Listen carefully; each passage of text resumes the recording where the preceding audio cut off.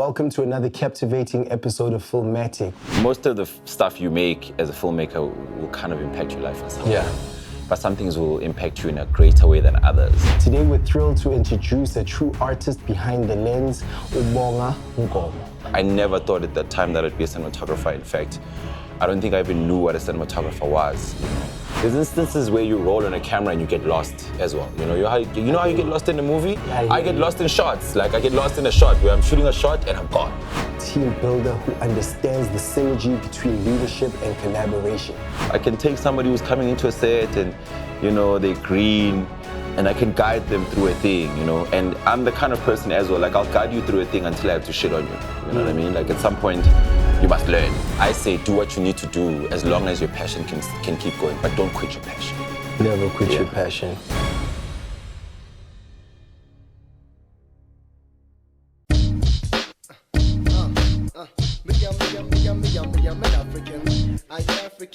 I'm an African. Everybody's an African. Feels good, right? Feels good. Feels good. Feels good. It feels good every day when every African turns and shines my way. All my brothers from Zaire, Ethiopia, Uganda, and Zimbabwe. It feels good every day when every African turns and shines my way. All my brothers from Zaire, Ethiopia, Uganda, and Zimbabwe. I'm from the continent of refugees and rebels, where minds are richer than all rubies and marbles. Life at its best, view it from all angles. No longer do we wear shackles, but life's bangles. AIDS increases, the poverty's in levels, where flowers blossom every day in hard grovel. Traditional acts just brings out the marvel in every African's heart filled with sorrow. Wait for tomorrow, but the road remains narrow. African minds sharp like bow and arrow. We're aiming for higher places, man, I tell you. Communication through rhythms until I see you. Ladies and gentlemen, welcome to another captivating episode of Filmatic, where we unveil the artistic mind shaping the visual language of cinema and television. I'm your host, Mangoba Shongwe, or you can call me Q-Man Blue.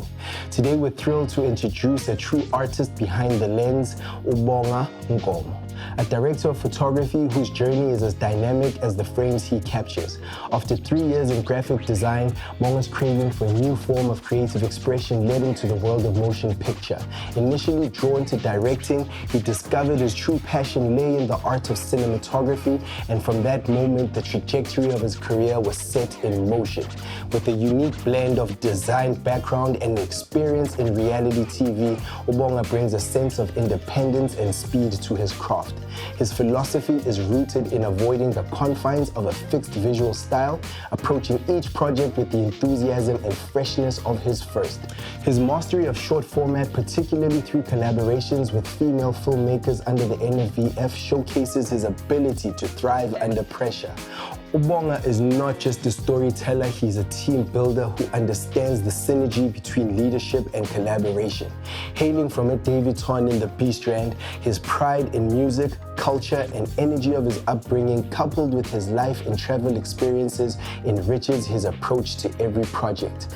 Now please join me in welcoming my good friend and director of photography, Bonga Nkomo. What's up, Machi? I'm blessed. How you, King? Sharp, ready? Easy, Machi. Oh, hola. Easy. How you doing? I'm easy, boy. How are you? Man, thank you for coming through, bro. How are you, Machi? You're busy. You're super busy. You even just came off a set, I know. The life of a DP, eh? Yeah, it is what it is. Like, the Google definition of a DOP is: director of photography establishes the overall visual style of the production and understands its creative vision in order to lead the photography sessions. He or she guides camera, lighting, and grips team to achieve visual objectives and the content during the shoot.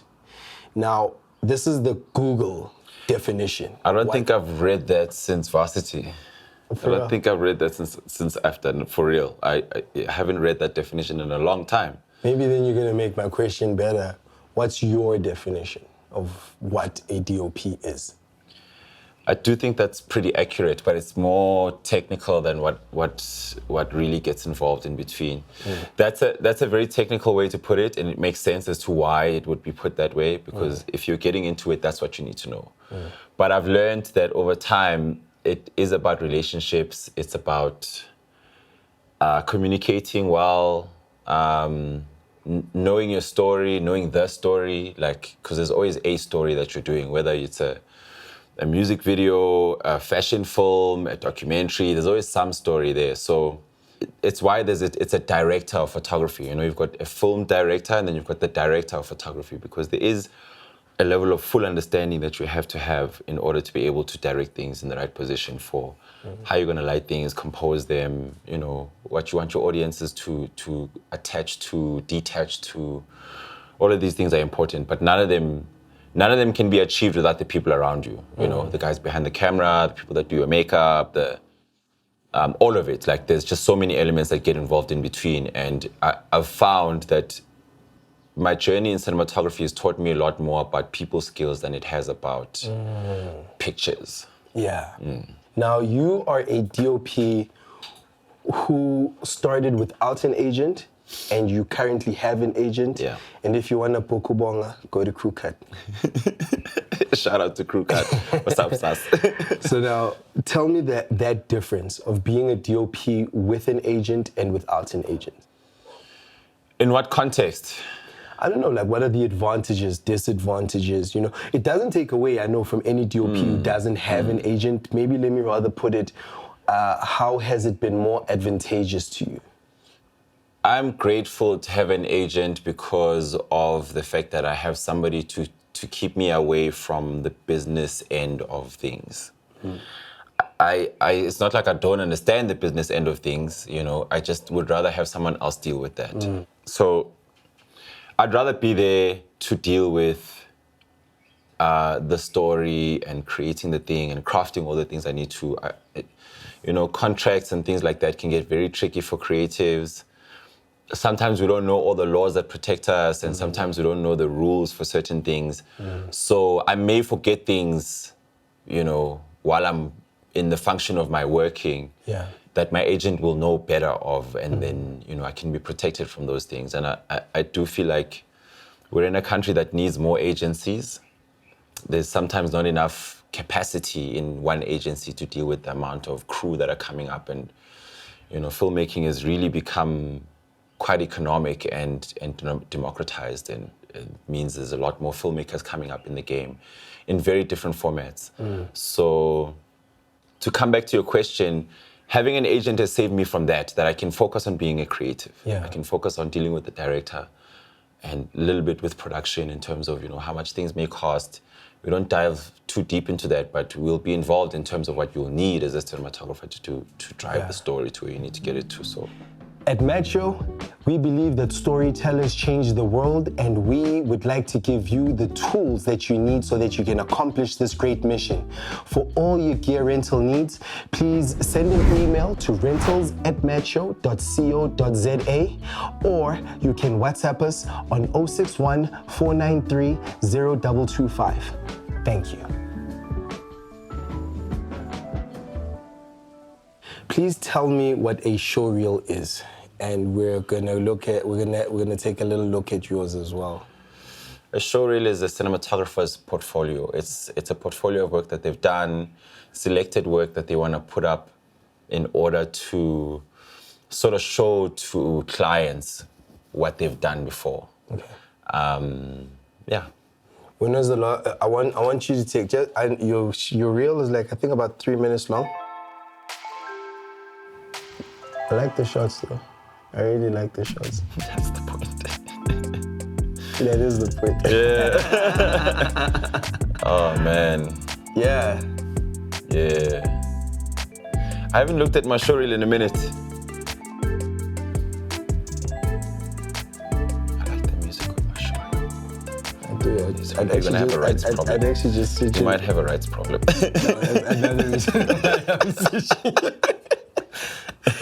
Yes, it's proven. Just looking at this, you've really had an incredible journey. What do you think? How does that make you feel when you look at all those shots and you just look at the journey that you've been on? You know, I've always cut my own showreel.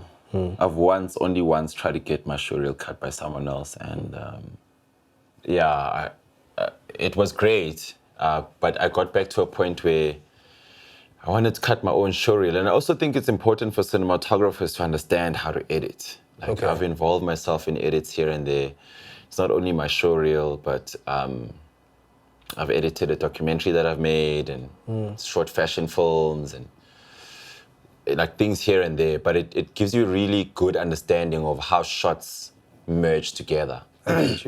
Looking at my showreel now, that's such an old version of me, you know, like I would cut this showreel very differently now 12 months later than I would have a year ago. Yeah. Looking at it now like that, I'm like, oh, yeah, it's, you know, it could use some work. And that, I guess that's part of the process of being in a creative process. You're always evolving to a new space, to a new mind state. There's some things there that are really impactful for me because some of them, most of the stuff you make as a filmmaker will kind of impact your life in some way. But some things will impact you in a greater way than others. And there's some films there that I, you know, slept on directors' couches.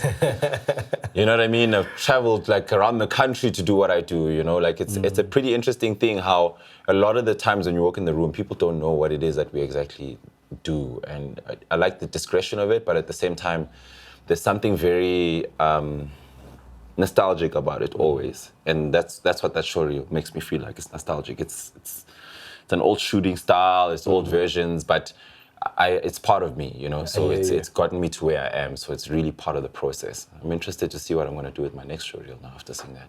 Dude, you've shot with some heavyweight actors and actresses. Yes. How does that make you feel? Like heavyweights, bro, even just looking at that reel. I've shot with people that I was fans of. Who's more? Oh. This cast here, it's very interesting you're wearing that top. So my aunt, well, I guess it's mostly Joe Mafela that was on that thing. My grandfather's sister was Ukok Louisa on It's Good It's Nice. Get out. Yeah. Get out. So I used to watch my great aunt on TV, right? Like, we used to have this thing where like, and back then, like, you know, we've come a long way, bro. It's not like you switch on the phone and you see them. No, back then we were watching TV next door. Oh, yeah. You know, I remember having like a TV on a small little radio at home at some point. Like we didn't, I'm grown though as well. So having a TV at home is common now. Back then, wasn't a common thing. So I used to have to go next door to watch my aunt on TV, but there was something about it that pulled me towards it. I never thought at that time that I'd be a cinematographer. In fact, I don't think I even knew what a cinematographer was, you know. Wow.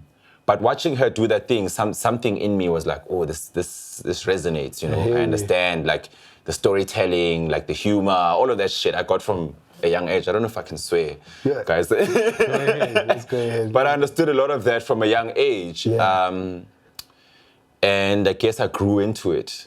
And it's nice for me to kind of continue this legacy because what we do is our calling. It's not just, you know, like, it's a job. But I would like to think that I'm expressing a level of, you know, my calling to being by doing what I do.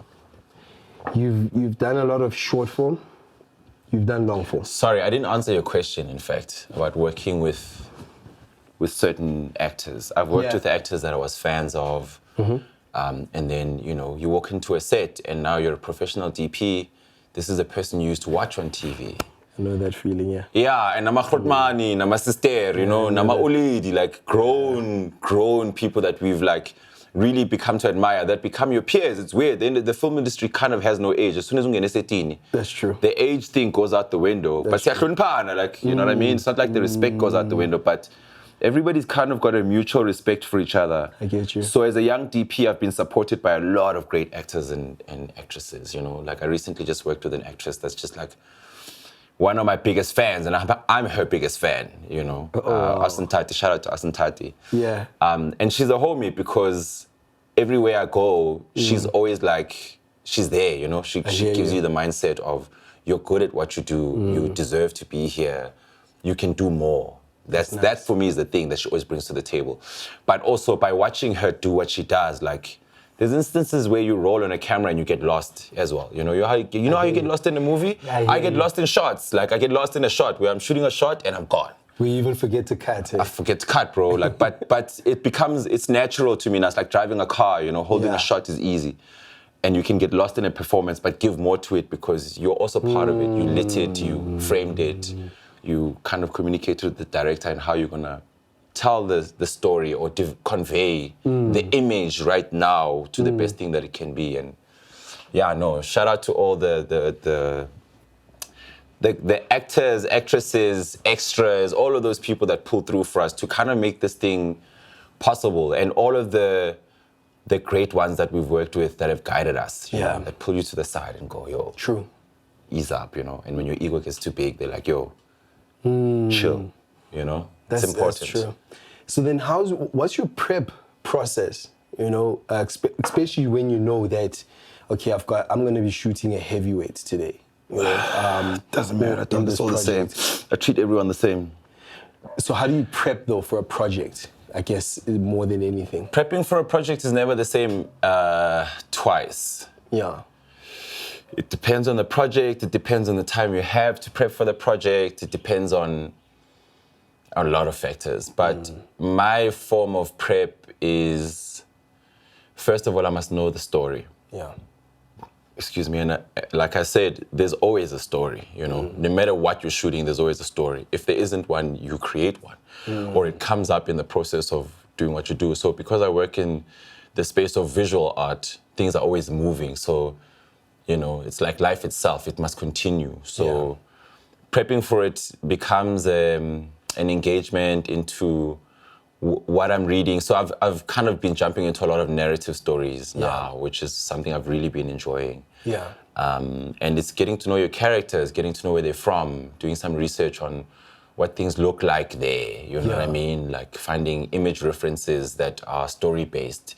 So some of your image references will be location-based, some of them will be story-based. Yeah.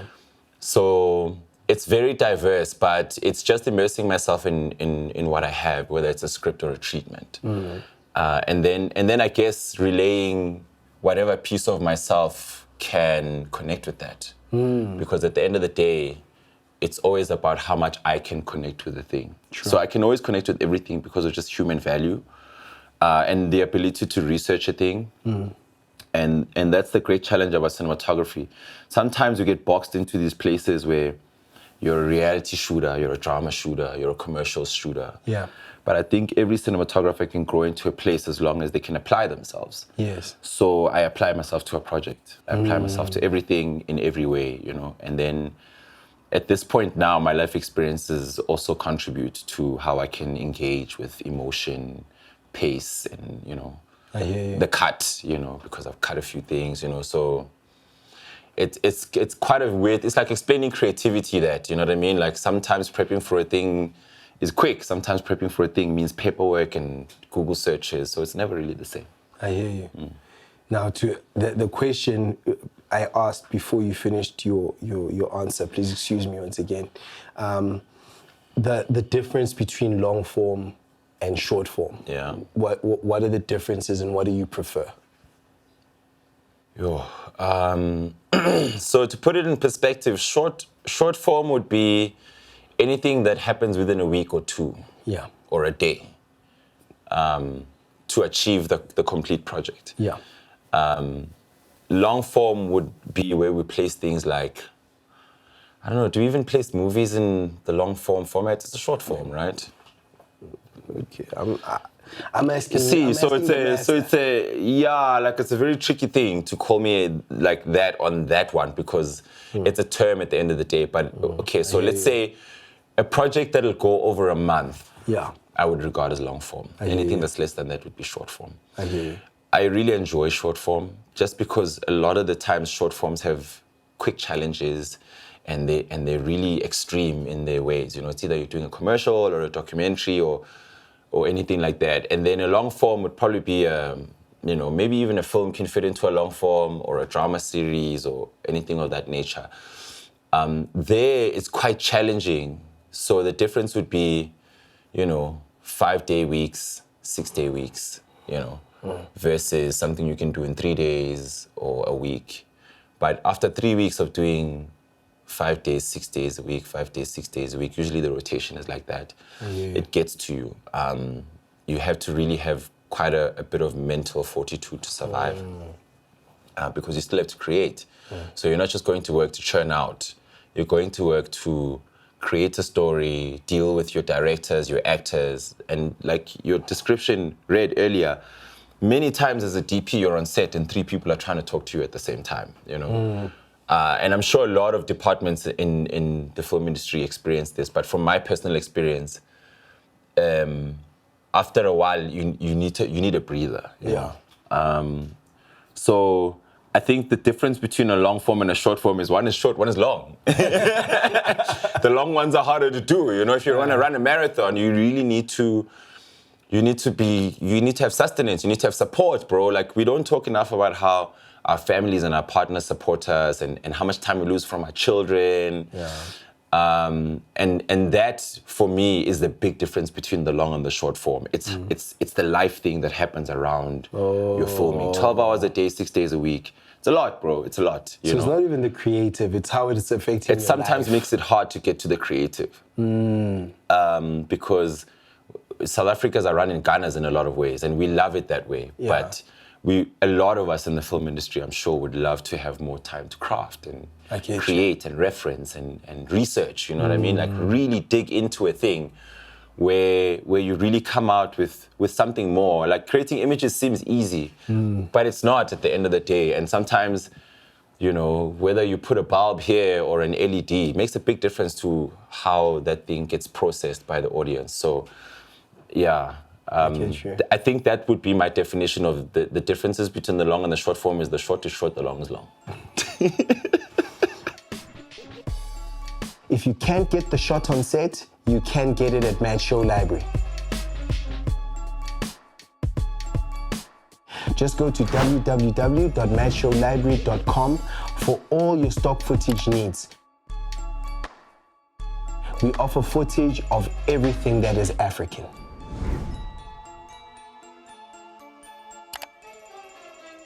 You know, when I talk to young filmmakers, I like to tell them that you get 2 kinds of artists, an artist and a struggling artist. And I tell them, don't be a struggling artist. What's a struggling artist, Q?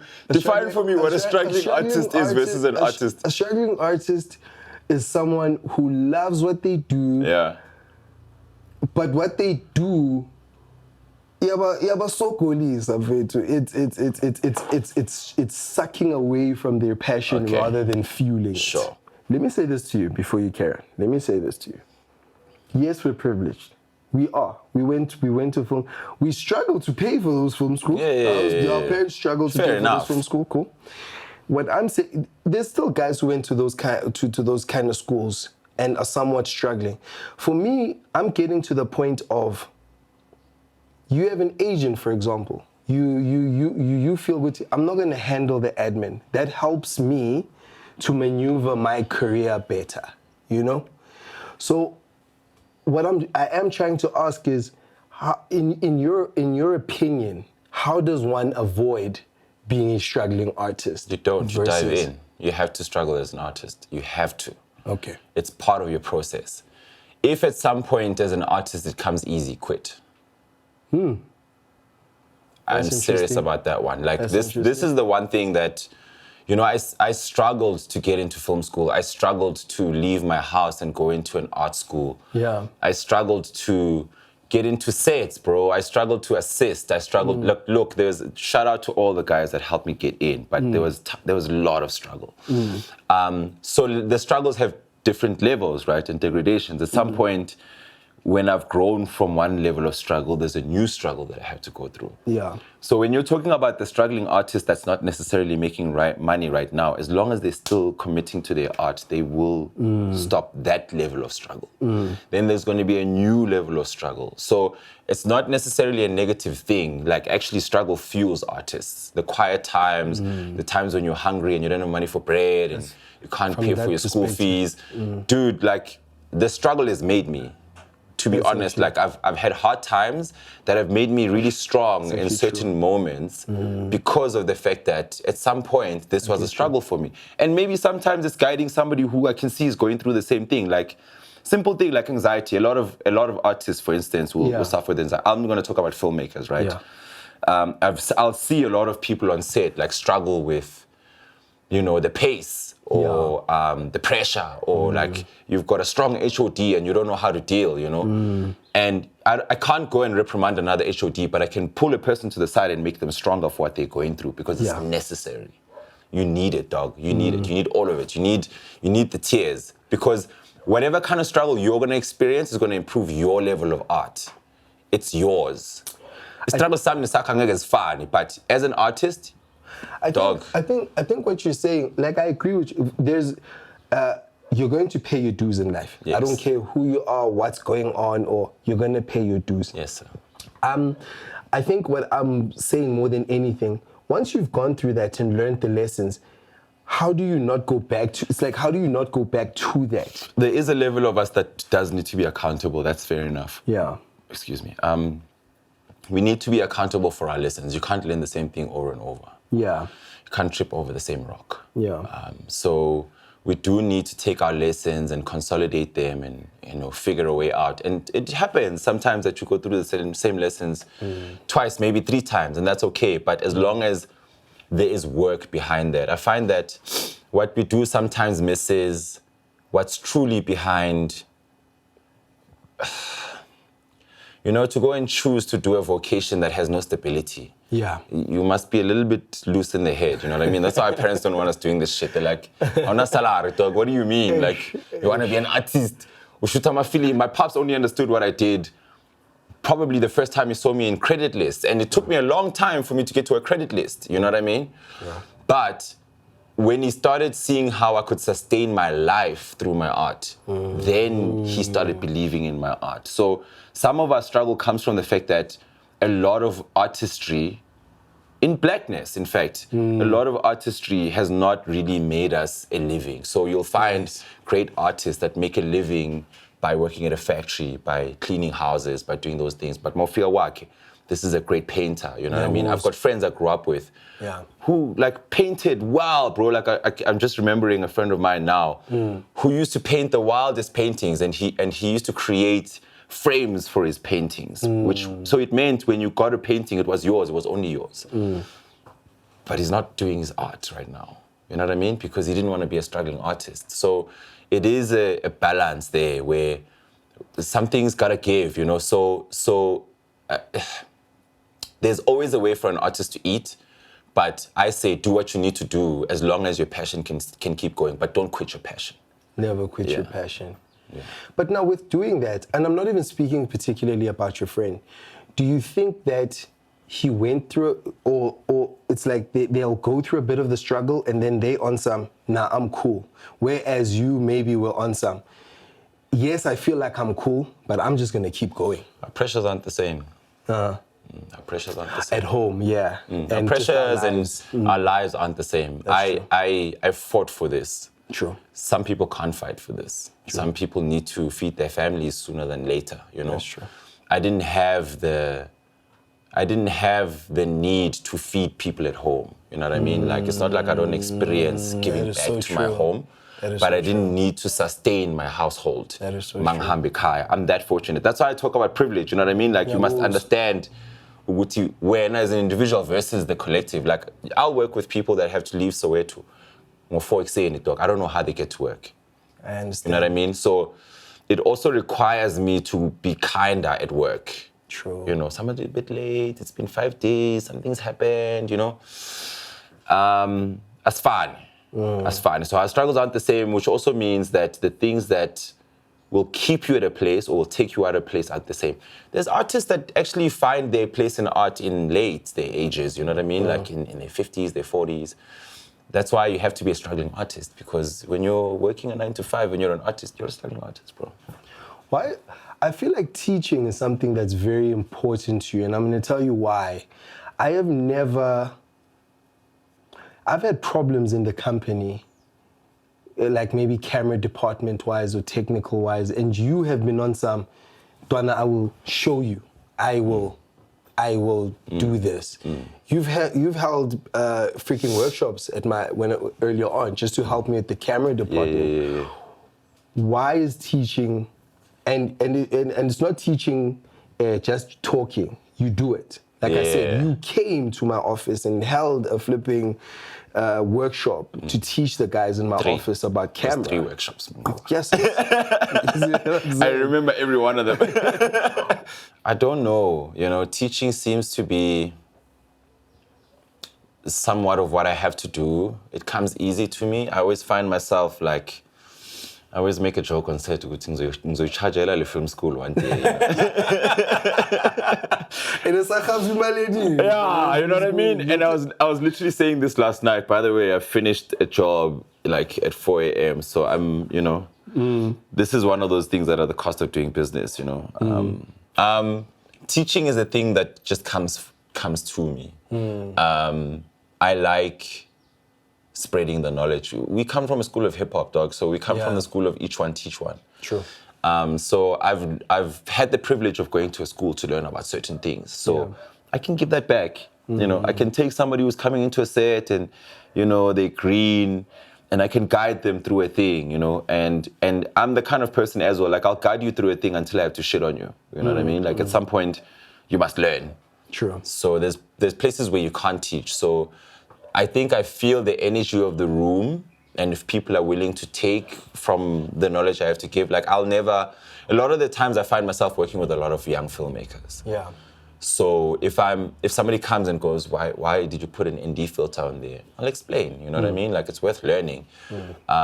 If somebody then, it seems odd, but people will ask you the oddest and smallest questions. But I came from knowing that there's no dumb question on set, and I've passed that on to kind of, I feel like if I help other filmmakers become better, then I'll leave better filmmakers than myself. And that's why I contribute to what we receive, in terms of like our assistants and, camera operators, other DPs, like people I work with, because there's a lot of people I learn from as well. But I thrive in teaching. I thrive in spreading the knowledge because that's, I think, what I've got to give. I hear you. So you are a B-Strand native, like B-Strand, myself, baby. Don't have to think ton, man. That's a Teman's teeny boy. The hood just came out there. Did you see that shit? Like literally, our hoods are separated by what? It's like 20 minutes? 20 minutes, give or take, yeah. But man, for me, film, I wanted to do film ever since I was in primary school. I told myself I'm going to be in film, but at the end of the day, it seems like a world that's so far, far, far away. And again, you're a few minutes down the road from me. So how do you go from Evuta to film school into the industry? Oh, man, I used to go to Tita a lot. Tita, I still don't know whether that place is called Tita or it's just the way we pronounce theater. Because, like we do that thing, guys, passage, pachis. A passage becomes a pachis, you know what I mean? Like, we have our own slang. So at Davidton, there was a really great cinema that I grew up going to as a kid. And High school. Yeah, at Paisco, Pantwana, like it's either I was being taken there by my parents or we went with friends. Like I would be the kid that would ask for money to go watch films at the cinema. I've had a lot of like people influence my love for film. We used to have a family friend, pretty much, who stayed like a few blocks down from the house. I would watch their house when they went for holidays. I'd go visit. It was pretty much like one day bang tuma, ne. Bang tumuguti ngihambisa iphasela ne to like this uncle, and I got there and they were watching a movie. So ngithe mangiqeda ukudrop iphasela ngicela ukuhlala ngibukele the rest of the movie, Was invite.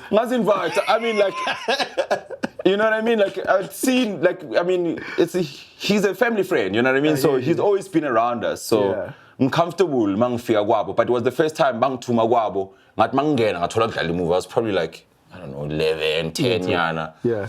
Then I'd blow him. Then he saw how much I loved movies, and he literally said, anytime you want to come watch movies, come here. Dude, he opened this cabinet. Bekunama VHS angakanani boy. Kona tape here, kona I'm original. My dog, That's because they were thick as books on my tape. So it's like, yeah, and he was a teacher as well, you know. Him and his wife were teachers. So they gave me the allowance to watch films. Like I said, I didn't always have a TV at home. So I always utilized places where I could watch films. I was always attracted to the screen. So at some point, when I had a TV at my house became one of those houses where people would come gather and watch TV. You know, it's either TV games or watching movies. That's what we would do. And so I think somehow I've just always gravitated to visual media, especially movies. Like films have always influenced me. Music videos, dog.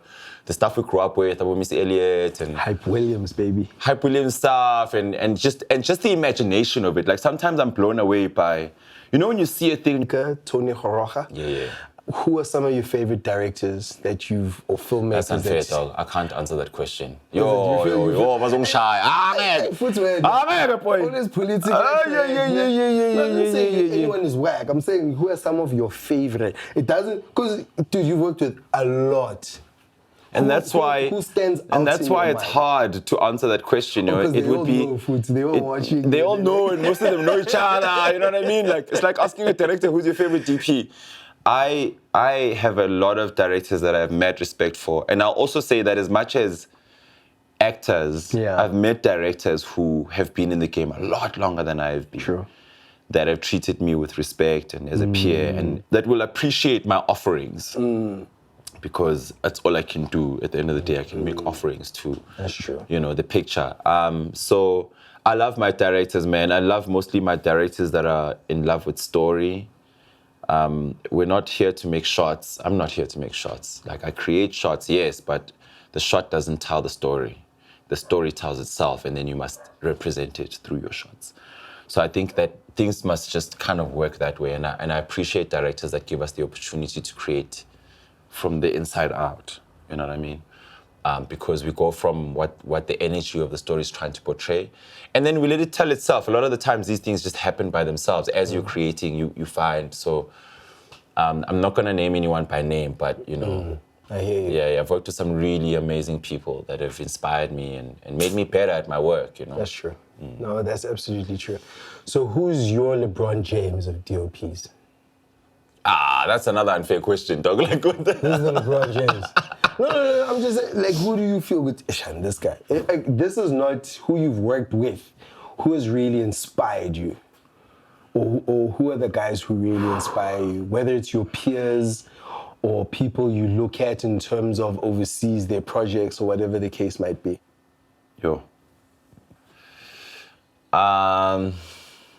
You know, a lot of us DPs take a lot of influence from international DPs, cats that do stuff in Hollywood and those spaces, and that's purely from exposure. Yeah. In terms of what you interact with for the most part. Like, most of the world will watch films that come from the US. Yeah. And so that's always been a difficult question for me, because it's also almost like the question of referencing art. Yeah.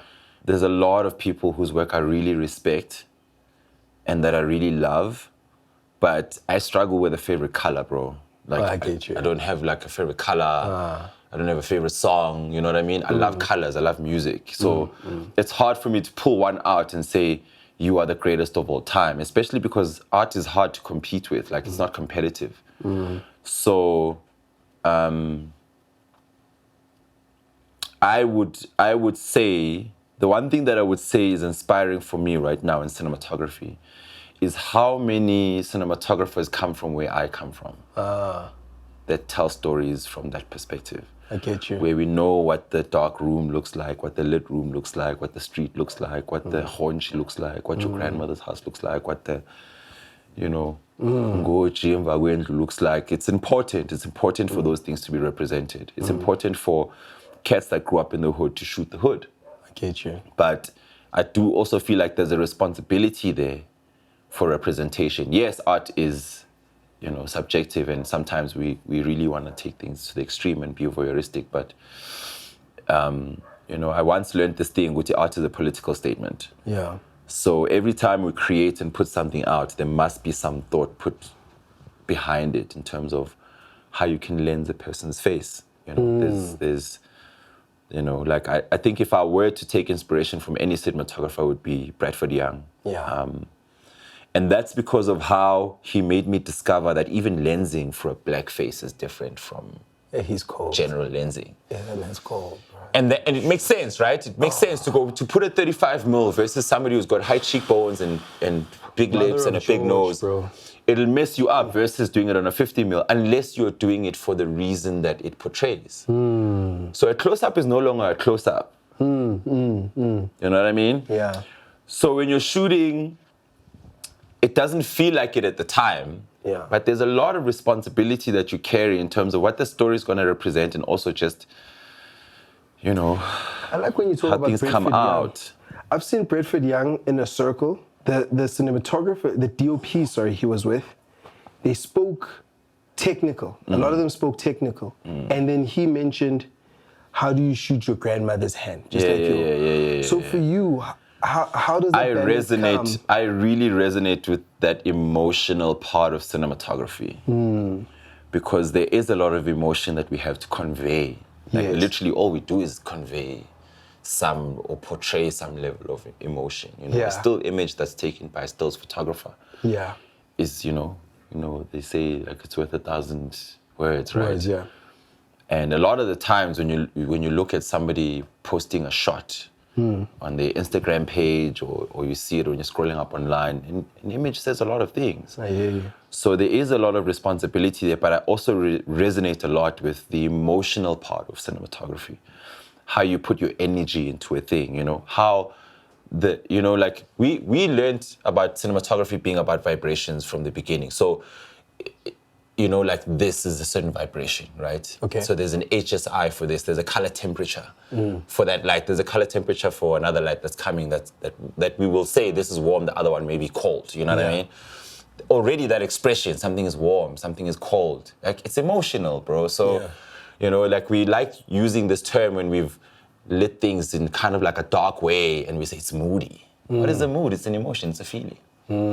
So our work is emotional work. It's like you just have to connect with it for you to be able to. So when you see a character walk into a room, your favorite film, right?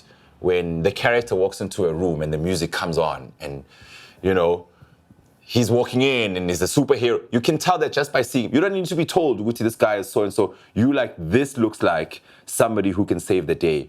Or the opposite of that, you're like, yo, this looks like somebody's going through the most. Yeah. Just from an image that's put on the screen. So it is an emotional job. And I resonate with that part of cinematography that involves your engagement as a human being. I hear you. Wow. So now let's say I'm a young cinematographer. I am going into film school, maybe even fresh out of film school. What films are you gonna see? And I'm like, man, I want to be the best to ever touch a lens, bro, touch a camera. What films are you gonna suggest I first go watch? Oh, hectic. Yo. Ah, man. Yo, dog, I feel like I'm gonna forget some of my favorite films now. Like I'm being put on the spot. I wish you could have prepared me for this question. No pressure. I would say watch films that make you forget that you're watching a movie. Okay. Some of my favorite films have made me forget that I'm watching a movie. A lot of the times, we watch a movie and we, you know, oh, the lighting looks great, and you know, that actor's cool. Oh, it's very rare for us to get lost. Like I'll get lost in the cinema because the whole space is immersive. But usually when I'm watching from home, I can get lost in a distraction over there, and by the time I come back, I'm looking at the lighting. You know what I mean?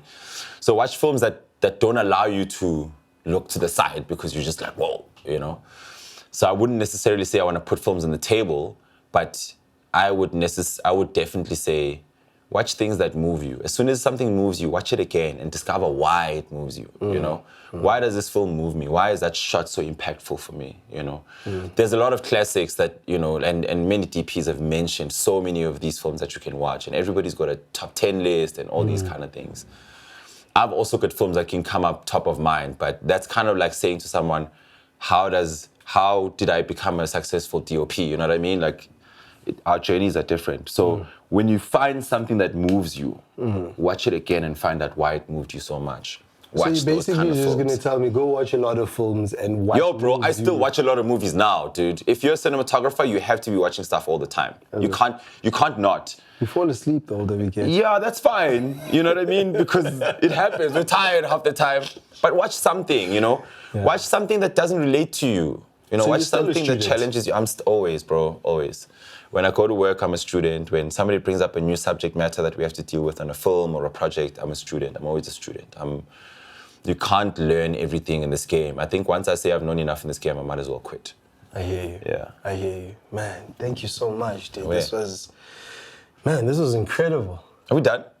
Hey, man, I think we can close it off. All man. right, I cool. don't have much more I've else to got a say. question for you. Please. How have you found running a gear house? I mean, like I've seen you I've seen you start this thing from the ground up, you know.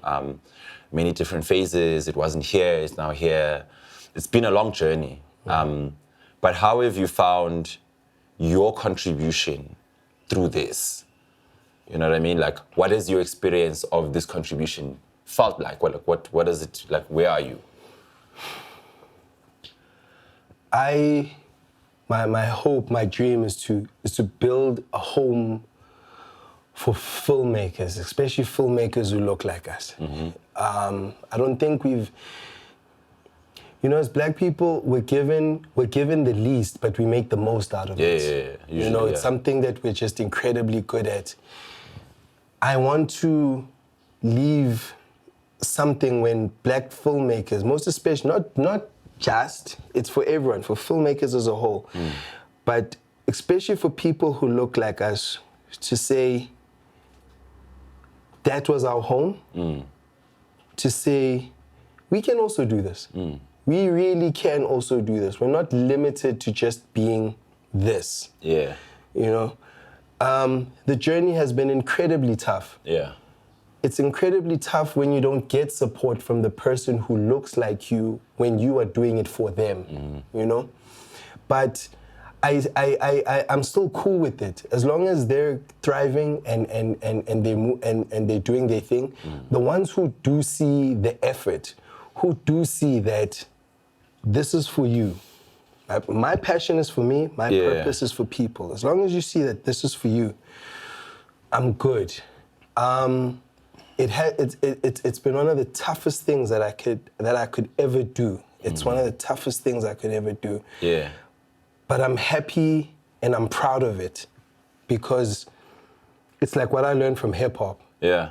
Hip hop didn't invent anything. Hip hop reinvented everything. Yeah. So that's what I'm doing in film. Yeah. And when I'm gone or I've left this industry, I want to know that I didn't cheat this game. I gave it my all. Like literally my all. And that those coming after me can say, we have this because Q took a chance and did that. Yeah. Everyone that Q was with around him, these guys took a chance. Look at us now. Yeah, you've come a long way, my dog. I just want to give you your flowers, Nje, like, thank you, because Uspanile and I am like from. Hey.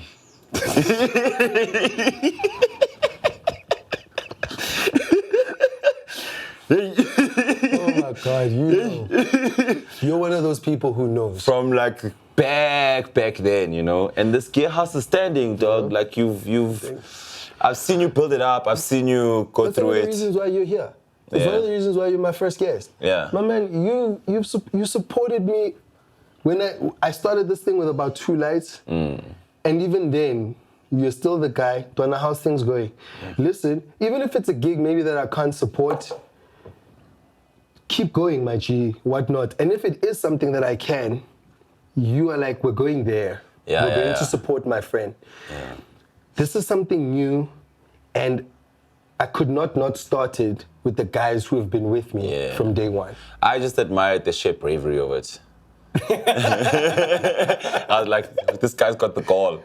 Okay, let's go. So when I'm humble, you know. Scared the crap out of me doing this. And I think that's why it works, because the best things.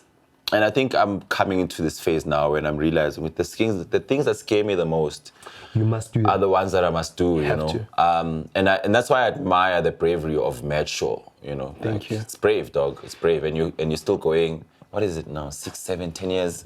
Yeah, 2015 was the year of registration. Hectic. Yeah, man. Hectic. God has been so good to me, man. Yeah, man. The people that God has also brought into my life, whether they're here or not anymore, they all had a reason. It's been an amazing journey, man. It is.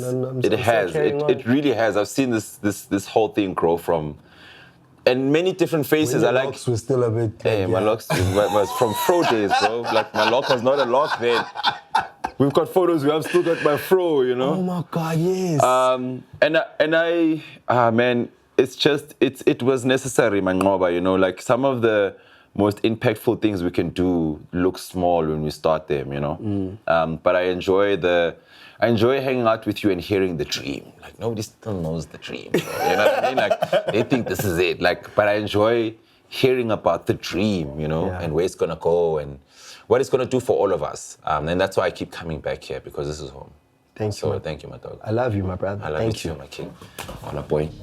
What? Gonna make me all emotional on a podcast. It feels good every day when every African turns and shines my way. All my brothers from Zaire, Ethiopia, Uganda, and Zimbabwe. It feels good every day when every African turns and shines my way. All my brothers from Zaire, Ethiopia, Uganda, and Zimbabwe. Man, it feels good. South Africa, Botswana, Namibia, Mozambique, Zimbabwe, Ethiopia, Egypt, Tunisia, all the African countries, from red ants, peace, love, and happiness, and God bless to you all. Thank you for joining us. For more incredible content, please like, share, and subscribe to our channel. And please don't forget to leave a comment in the comment section. 1.